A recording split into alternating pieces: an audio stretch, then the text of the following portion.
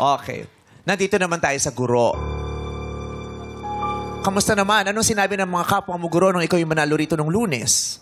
Tunay ang iyong naturan, Meme Vice. Ang aking mga mag-aaral at kapwa guro ay nagdiwang sa aking pagkapanalo po.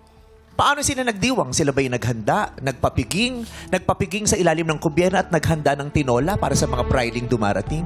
Lahat po ng makakasalubong ay tila ako'y bituin sa kanilang mga mata, Meme Vice, na parang sila'y nakakita ng isang Meme Vice sa Calindola National High School kung saan po ako nagtuturo, Meme. Wow.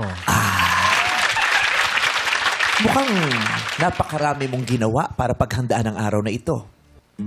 Siyang tunay, Meme Vice. Sabi ko na nga ba, dahil amoy pagod ka. Pagpaumanhin po. Mukhang dahil ayaw niyang maistorbo sa kanyang paghahanda, ilang araw siyang nasa bubong at nangungulila. Napagtantukot narinig ko sa mga bubuyog na nagkukwentuhan na ikaw raw ay mahilig gumawa ng mga tula.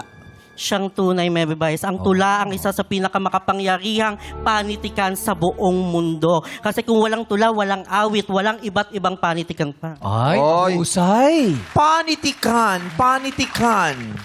Sinabi mo panitikan, ang aking katabi. Paniki na tik-tik pa. Tama, Diba? Panitikan. Oo, kung ito naman ay gumagawa ng tula, si number 2, laging tulala. Ay, bakit? Siya ay nagre-review para sa board exam. Yes. Diba? oo. So, paano ang yung pagre-review? Nandito ka at naghahanda para sa competition ngayong araw na ito.